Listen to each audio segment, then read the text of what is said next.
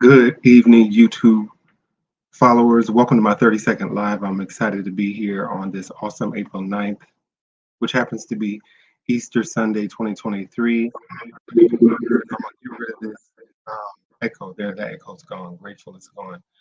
But yeah, I'm grateful for a lot of things this Sunday. My grandmother's birthday, birthday of a lot of special people to me. I grew up with Keisha Knight Pulliam, whose birthday is April 9th, 1979. Growing up with her on the Cosby Show. So I'm grateful for that and her growth as an artist, like me as an artist. This is the birthday of also Paul Marshall, the novelist born in Brooklyn like me, of Caribbean parents like me, who wrote amazing novels. And I'm holding this novel up because I feel like the power of Paul Marshall is that she was clear about writing in a tradition, belonging in a tradition. I want to make sure y'all hear me. If y'all can't hear me, let me know because I did a previous video and the sound wasn't as clear as I wanted. So making sure you guys hear this audio clearly. Yeah, she Elizabeth Nunez is definitely part of the tradition that Paul Marshall is part of, whose birthday is also April 9th. And that is the the the importance Paul Marshall assumes, like Elizabeth Nunez assumes, the importance of African American and African Caribbean unity, the importance of Pan African unity. And that's a theme in every one of her novels, Elizabeth Nunez, and it's a theme in her latest novel, which I just finished recently, called Now Lila Knows. I'm grateful to be part of the writing workshop organized at Clark Atlanta, where I get to interview Professor Nunez herself. I highly encourage this book. The story is Lila. I'll say that I'll assume that her name is pronounced Lila because that's how I was pronouncing it with a colleague of mine who's reading the book with me. And so Lila is a professor at Mayfield College, fictional Mayfield College in Vermont. That is setting Elizabeth Nunez has created, and she witnesses a death. She didn't mean to witness it. She didn't even, land in the state a whole day well before she witnesses a serious death happening. And she has to ask herself, deal with her conscience as to whether to tell the police what she saw. It's an amazing, suspenseful story. Um, but like I said, and like I opened, she is serious about assuming Pan African unity between Caribbean people and African Americans. That is she never in all of her works she never leaves that theme, which is why I highly endorse her work. I just want to read an excerpt and then discuss thematically what she's doing. This is in the latter half of the novel.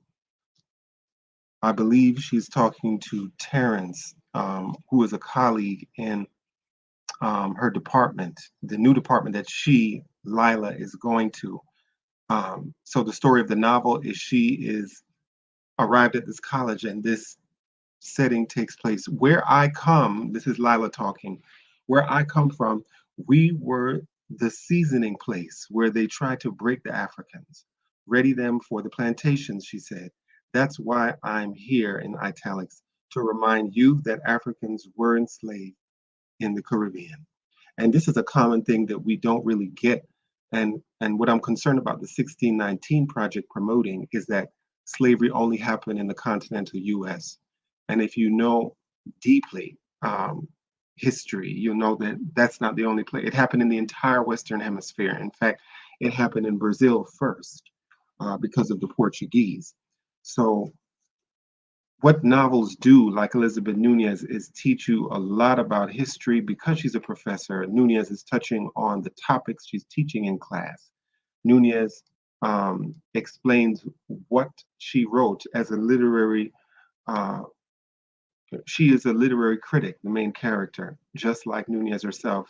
She's a literary scholar, and she wrote an interpretation, according to the novel, of Shakespeare's play The Tempest that the colleague, the head of the chair of the department at Mayfield College was impressed with and invited her. And this is this theme of appropriation. And Lila wrote about how the English are appropriating um, the characteristics that Shakespeare wrote about Caliban, who is supposed to be the Caribbean savage or the island savage. In Shakespeare's play, the island was an island, but it was not in the Caribbean. It was more, I think, in the Mediterranean. But so many people in the Caribbean, scholars in the Caribbean, Césaire, Nunez, use that metaphor that Shakespeare created in The Tempest to apply it to English colonialism, to French colonialism, as Aimé Césaire did in his adaptation of Shakespeare's The Tempest. Nunez is doing the same thing through her character Lila, and but she's still dealing with the themes that she finds most important, which is the need for unity between African Americans and African Caribbeans. Sid, he, Terrence, I believe this character is Terrence, is he. Nunez writes, pointed to the chair facing his desk. I shouldn't have talked like that, saying it's not your fight. Terrence, know racism doesn't only happen in America. What I meant was he sat down and shoved away the pile of papers in front of him. But this is our country, Lila, and we have to solve our problems. African Americans have to take the lead, period. There was an intensity in his voice that compelled her to make an admission that she had not planned. I saw when that policeman shot Ron. And so she's dealing with the moral question of whether she should tell the police that a policeman did, in fact, from the local area in Vermont, shoot a unarmed Black professor who was a professor at the college. So what Nunez is doing is really using her character Lila to comment about African Americans' relationship with African Caribbeans, but also the extent to which faculty can become political. That's a big theme in her novel. To what extent should a faculty member make a local policeman look like a murderer? She's dealing with those serious themes. And so I wanted to harken back to my edited collection of articles that by various authors. I edited a special issue in 2017, about 6 years ago, about the fiction of Elizabeth Nunez, talking about her then 8 novels. Now, since I did this, she's had 2 more, Even in Paradise, that came out 2016, before we went to print. And she came out with this one, Now Lila Knows. And this part here, I talk about the theme that Nunez is continuing in her work that makes her work very important. Um, I want to talk specifically about this sentence here, the third full sentence in this paragraph. Like the character born of Barbadian parents, Selena Boyce, in Paul Marshall's first novel, Brown Girl Brownstones, Sarah, that's the main character in Beyond the Limbo Silence, resents the dissociation that Black immigrants are encouraged to make from other Black communities in the United States. And again, that dictates Nunez's characters' minds, Nunez's protagonists, this kind of obligation, this duty to never betray it. Um, I'm writing a formal review, but I feel like in many parts of Nunez's novels, she's too preoccupied with it. And when I say that, I mean her characters are so sympathetic to the plight of African Americans, they relinquish their power unnecessarily. I think in certain cases, Lila did that um, because certain immigrants who come here do not cede that power to African Americans. And in certain cases, especially the case of Marcus Garvey, where he felt nobody but him was best to edit the Negro world as long as he was legally allowed to stay in this country. He didn't think it robbery to own, his own press, to own his own newspaper company, to own his own shipping line. I think Nunez, we see the same thing in the character Emile. Emile, who's her narrator in this novel, Even in Paradise, um, has that bourgeois mentality that where they don't want to step on any foot. She wrote a previous novel, Anna in Between, where she feels guilty for her identity coming from the Caribbean. Sometimes she can take it too far, where I feel she gives up, her characters give up too much power. But this is up for serious debate. This is a novel that must be read. Um, I quote Barbara Christian here. Of this community's desire to dissociate themselves from other blacks as well as whites, it is clannish, narrow-minded, selfish, and provincial. That is what Selena is taught to do in Brown Girl Brownstones. And Selena in Brown Girl Brownstones, like Sarah in Beyond the Silence, like Lila, and now Lila Knows, chooses not to dissociate herself and declines a scholarship like Selena did in Brown Girl Brownstones. And I talk about how she's dealing with that same moral question: whether to go to police, whether not to, whether to accept the offers that the school is going to give, or to decline the offers the school will give her. She's dealing, Elizabeth Nunez is, with these moral questions, these very serious moral questions. So I encourage everybody, check out her latest novel. Now Lila Knows. It's kind of getting. Check out her latest novel, Now Lila Knows. Um, it is available on Amazon. It's published by Akashic. I'm grateful to see the strong relationship that Elizabeth Nunez has with Akashic. I remember so many books, including Boundaries, were published by Akashic. If you're appreciating this information that I'm giving, free information, please support my Cash App, which is $RHONEFRASER.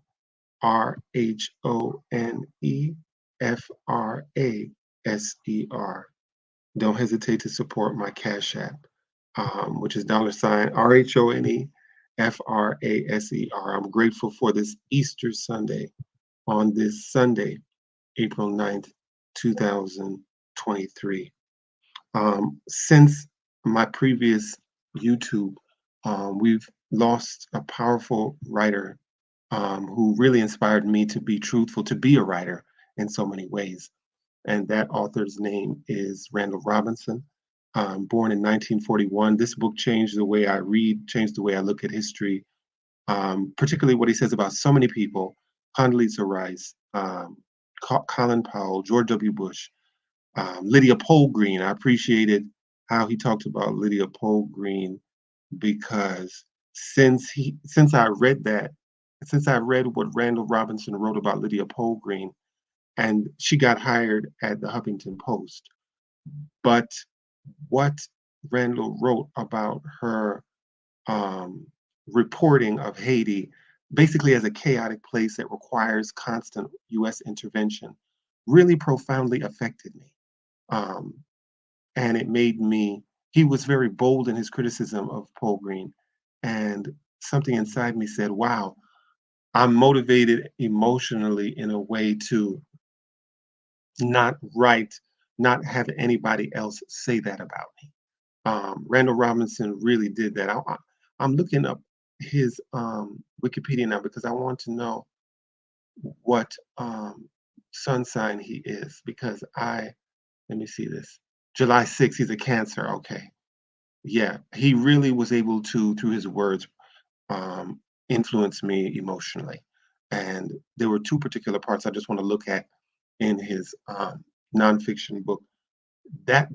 This book here, An Unbroken Agony, is about the coup organized by the United States, then under George W. Bush, and the Canadian government to kidnap, basically, Jean-Bertrand Aristide. And Randall Robinson wrote fearlessly.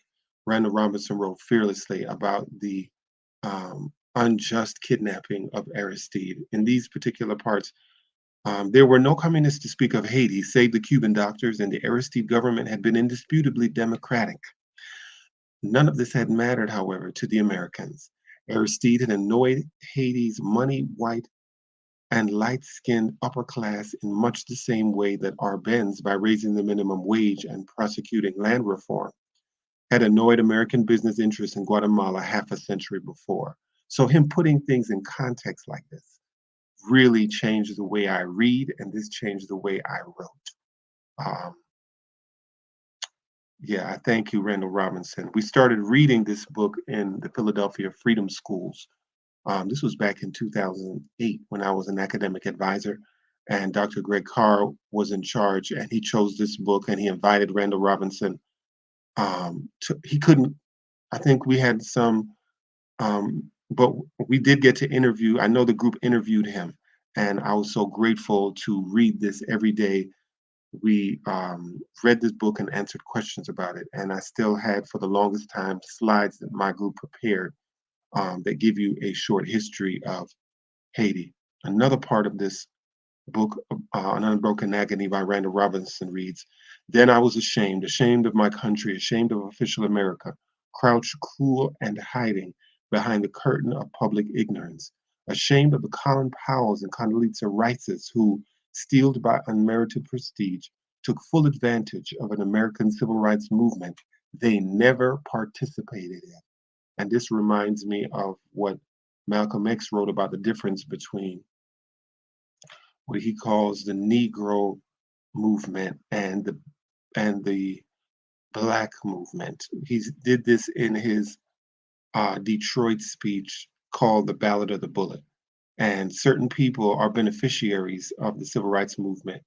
But what they do, as an older person told me, is they go in and close the door behind them so that they're the only ones who can be in the prestigious position. And they don't create a society that will allow more people of their hue, of their color to succeed. This is exactly the tokenism that Elizabeth Nunez challenges in her fiction. She wants the reader to really ask yourself, are you a token? And if you are, don't be one. Try to change the system. The systemic, you can always um, succeed in making a dent in the system, and that's what, for me, makes her work, her fiction, Elizabeth Nunez's fiction, very significant, very important to read among from parent to child, from peer to peer. His other book, Randall Robinson's other book, is Quitting America, that I interviewed him about for WBAI radio. Um, this was at least a decade ago. One of the key points in Randall Robinson's Quitting America was made in his afterword. He says, and because I was aware before he wrote this that he had chosen to leave the United States and live, I believe, in St. Croix. He moved to St. Croix where he lived and transitioned. Um, and he writes in his afterword, "I tried to love America, its places, its well ordered marrow, its surplus appurtenance, but I could not love a place. I could not love things. No one in good health can. Imagine a world of material wealth devoid of people. What's to love? Nothing. I tried to love America, its people, the dominant majority, their depiction of me, their treatment of mine. I've tried to love America," Randall Robinson writes, "but America would not love the ancient, full African whole of me." That's something, again, Nunez is concerned, her characters are concerned with, their African identity, claiming it and not hiding it. Um, Thus, I could not love America, Robinson writes. I had come to know too much of her work. I had come to know too much of her work. Uh, Powerful words. Today's the birthday also of Paul Robeson, who I wrote my dissertation about. And I just chose to focus on a different aspect of his life. Today, I always try and read anything he wrote or anything that is written about Paul Robeson on his birthday. And I taught him in the class that I taught this semester. I also, what's speaking to me is what his son has said, because the way a lot of people talk about his life, and I'm thinking about Gerald Horne, um, I'm thinking about the tone, I'm thinking about Martin Duberman, and the tone and how I felt, particularly in the times of Robeson's life when his passport was seized. There's a way in which Duberman and Horne talk disparagingly or talk about him as a cautionary tale, in a way where you should not do what Robeson did. I feel like that's the underlying tone. They may not have meant to say that, but that's reading what they are writing. I'm talking specifically of Duberman and Gerald Horne. I mean, you should read their books, but you should also not fear the way that I feel like I was made to fear reading about Robeson's life from Duberman and from Horn. So I chose to focus on when I chose to read Robeson today, I chose to focus on the positive, the most positive aspects of his life. And I chose this section of Robeson Jr. His Scorpio son, Paul Robeson Jr., wrote this Quest for Freedom, a two-volume series. This is the second of the two-volume. Um, and I believe, let me see. Yes, the book is right here. I want to make sure I'm getting the right chapter. It's a chapter called Victory Over Despair, or Rising from the Ashes. That's the name of the chapter. That's the name of the chapter. This is the 11th chapter, of this book, where Paul Robeson Jr. writes of his father, Victory, on June 16, 1958. The U.S. Supreme Court, in a 5-4 decision, overturned the State Department's regulation denying passports to suspected communists and others of allegedly doubtful loyalty. 9 days later, the State Department announced that it was issuing Paul his passport. And what a victory, that Paul earned his passport and showed the world how unfair it is for someone to speak out on behalf of other oppressed groups, and for that pay the price and deal with the consequence of having one's passport seized, which disallows you from traveling to spread the word, to tell the world about the atrocity of lynching. And so we're grateful for that example. Um, yes, we're absolutely grateful for the example that Paul Robeson has provided. Um, we're grateful for the example because he shows us what it feels like to fight um, on behalf of the oppressed and not allow yourself to be intimidated.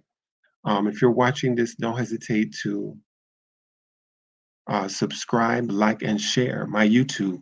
My YouTube is Roan Fraser. My social media and IG and Twitter is @Roan Fraser, RHONE FRASER. If you appreciated what I'm sharing, the information I'm sharing, please don't hesitate to support me by my Cash App.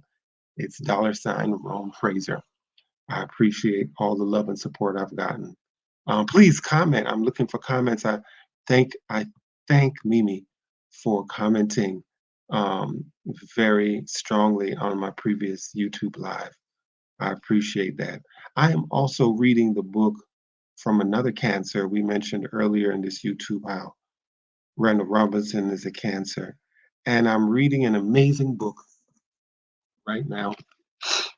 The name of the book is Strength of a Woman. Let me see if I can get it. Yes, Strength of a Woman. And the author is Jason A. Michael. The author is Jason A. Michael. And I was very impressed with the way Jason Michael wrote, just reading the prologue and the first chapter. I was impressed with the way Jason wrote about Phyllis Hyman's life. He's putting her life in the context of um, her bipolar disorder, which I think one needs to do to explain um, the difficulties she faced in dealing with her emotions, as well as dealing with um, the life of being an artist.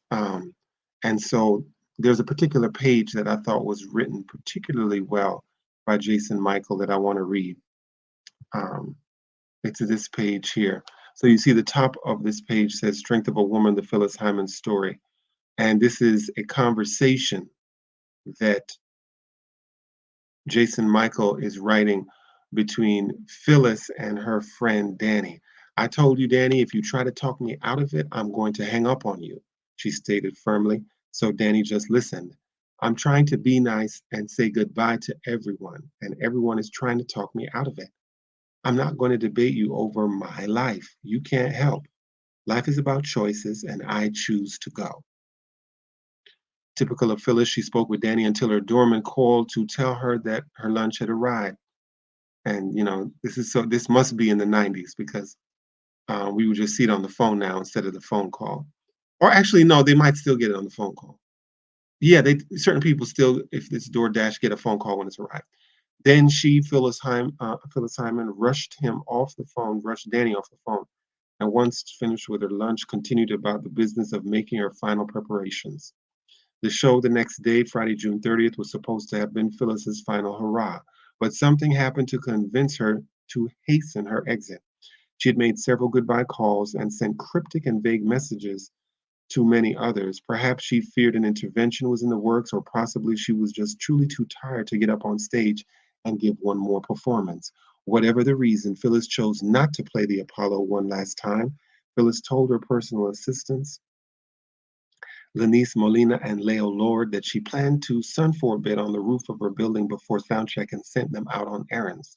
But Phyllis never made it to the roof. Instead, once her assistants had left the apartment and knowing her time was short, Phyllis walked into the bedroom of her tiny Midtown Manhattan apartment, locked the door behind her, sat down on the edge of her king-sized bed, and swallowed handfuls of her favorite sleeping pills, Tuino. Afterwards, she put on a sleeping mask to block out the blinding sunshine pouring in from the windows and lay down. For years, serenity had eluded Phyllis. Now she made one final attempt to find it. And this is where I respect Jason A. Michael's writing because he's he's sympathizing with her desire to um, leave, to commit suicide. That is not a decision one should take lightly. It is not a decision I will ever do, or it is not something I will ever encourage a friend. She would not. I would not be that friend if she called it to tell me she gonna do that, and I'll just be like, okay, that's fine. I'm not that friend. I am not that friend. Sorry, because I have a deep relationship with children is why.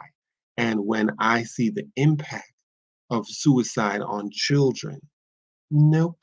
Yeah, I'm not that kind of friend to be like, okay, yeah, that's cool. I'm okay with you ending your life. Sorry, I'm not.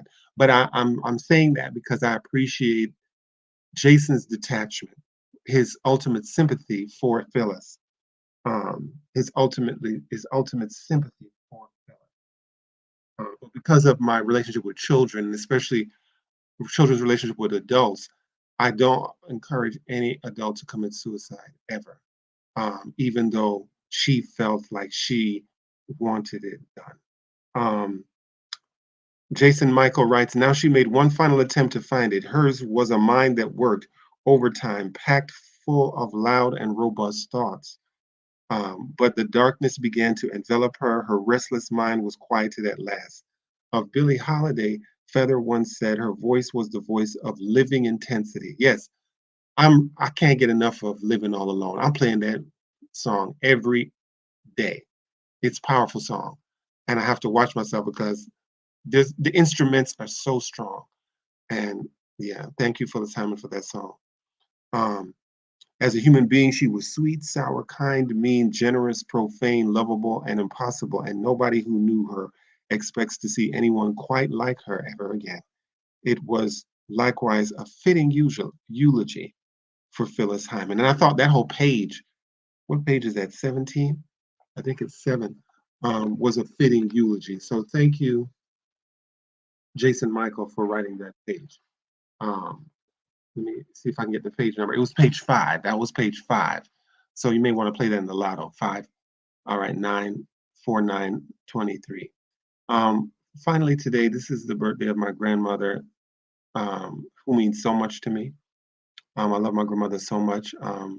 When I write my memoir, I want to do it through the lens of how she came here, particularly how she worked for uh, Siaga, who was who passed away recently. Edward Siaga, the former Prime Minister of Jamaica, very controversial figure, very influential figure. My grandmother worked for him under Shearer, and I told my students, Shearer, was super questionable because he burned a bunch of books when he had Walter Rodney expelled in '68. But I can't. Um, I can't say I'm not grateful for the opportunity he gave my grandmother, who allowed her to eventually come to this country and bring her family. That I will never. I'm always grateful for sure for that.